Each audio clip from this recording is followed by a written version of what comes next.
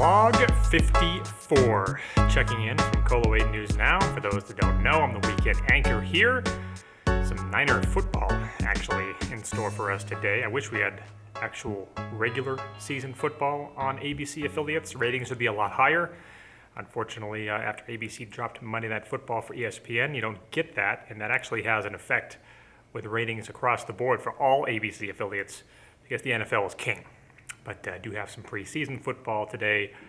My Niners in action with no Jimmy G, but that's okay. So obviously I'm recording this on a Saturday, and it was interesting. Last vlog got a lot of attention. Didn't set the record for views, but I think it set the record for comments on here of any other vlog that I've done. And a number of them were very complimentary, and I appreciate those of you that chimed in there. One of them, though, I really liked, and it came from Mason. And he says, "You tell him, Ben," and this was in response to my rant not coming after cash game players. I said, you can attack me all you want, but don't just lump all cash game players into a category and say that they're worse than tournament players. That's going to piss me off. Mason writes in and says, "The only players I know who never went broke, needed staking, or help paying rent are cash game grinders."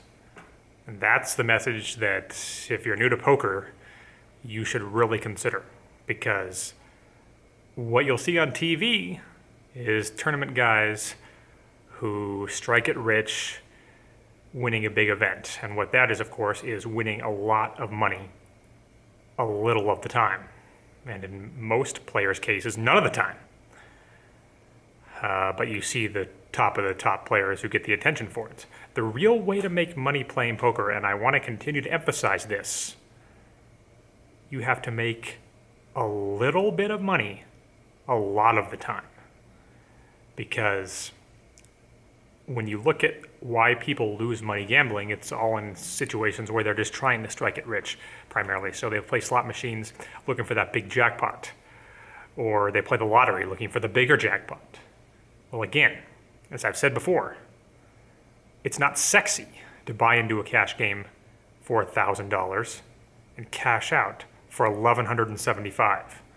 Not something that anyone puts on TV or brags about or gets attention, but that's what wins. And the best cash game players, they know that. And that's why I continue to say that cash game poker is where the most skill is, and it's where you can make the most money. So with that said, let's play some of it.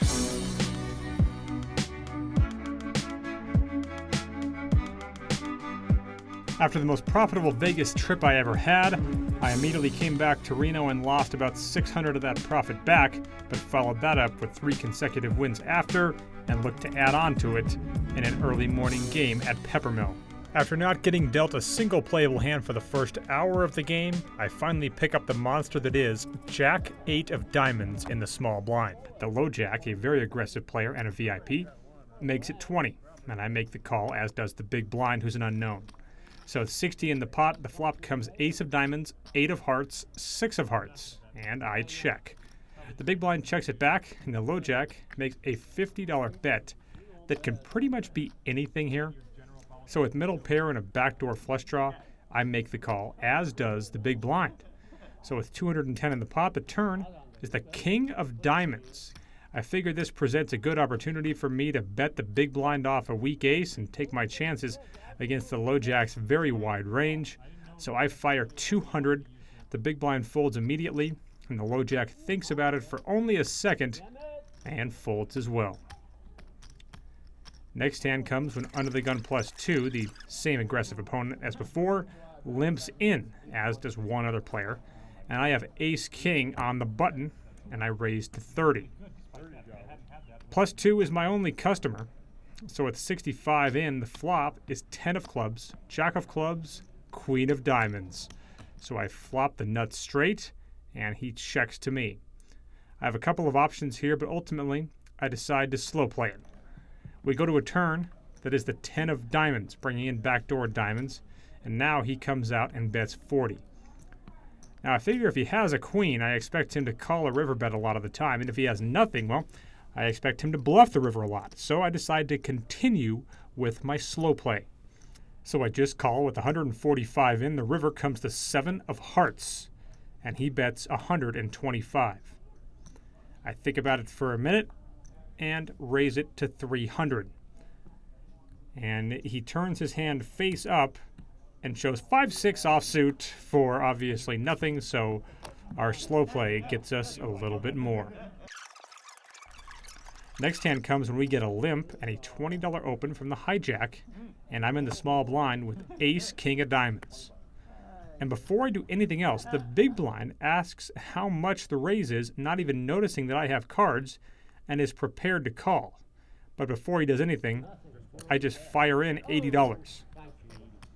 To my surprise, he still calls, making me think that he had a hand like pocket 8s or 9s and was going to see the flop pretty much no matter what. The hijack calls as well, so we go 3 ways to a flop with $245 in the pot, and it comes ace of clubs, 7 of diamonds, 5 of hearts. I'm first to act, and I bet 125. The big blind folds, and the hijack calls fairly quickly. So with $495 in, the turn comes the deuce of hearts, and I wasn't exactly sure what to do here, but considering my opponent has just 400 left.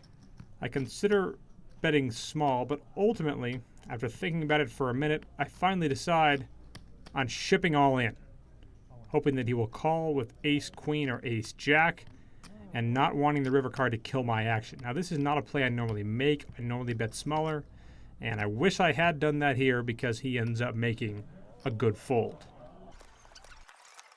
Shortly after that, I get a late start filming on a hand where I raise to 45 over a $15 straddle, who makes the call, as does the button. So with 135 in, we go 3 ways to a flop of 7 of diamonds, deuce of diamonds, 6 of spades. I check because I know both of these guys are very wide here, but I may not have realized just how wide. The straddle immediately shoves all in for his last $190, and the button calls him. So I think I have a pretty clear-cut fold here. So with $515 in, the turn came a king, which was kind of funny. And I don't even remember what the river was, and the dealer clearly isn't helping me out, putting it just out of camera view. But regardless, the straddle ended up winning with 5-7 offsuit. So I'm not sure about that defend, but he made a pair, shoved all in, and ended up winning. Nice hand, bro. Nice hand. After that, a player was all in pre-flop for $15 with ace-9 of hearts, and I raised to 45 with ace-jack of clubs and still got a call from the button, who I ended up betting out on the flop. My ace-jack was good anyway, but I rivered a straight for good measure to win the side and the main pot and go on to book a win of $438.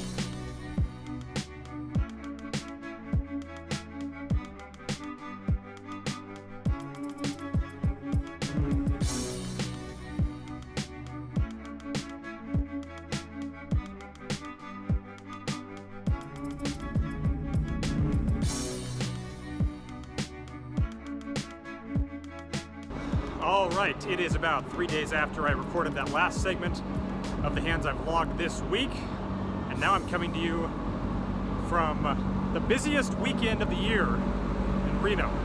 Hot August nights. So I figured I'd walk around here at the Pep, give you a brief look of what's going on here. The classic car show, really one of the biggest classic car shows in the nation. Every August of pretty much my entire life, it's been happening, and it's still pretty big here. But I just got into one interesting hand that I wanted to mention, where I tried to squeeze king-queen offsuit from the big blind after a couple of guys had limped in. One of the limpers calls me from the button, so we're heads up to a flop of jack 5-7 rainbow. I decide to continuation bet bluff it, and I bet 30. The button calls me pretty quickly. The turn is an offsuit 10, completing the rainbow, and I bet 100. He doesn't think very long and calls me again. And the river comes an ace. So I go runner, runner to make the nuts.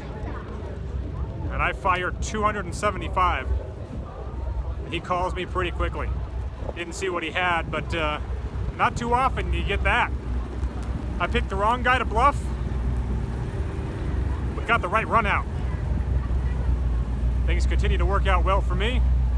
Cruising along for the month of August here on Hot August Nights.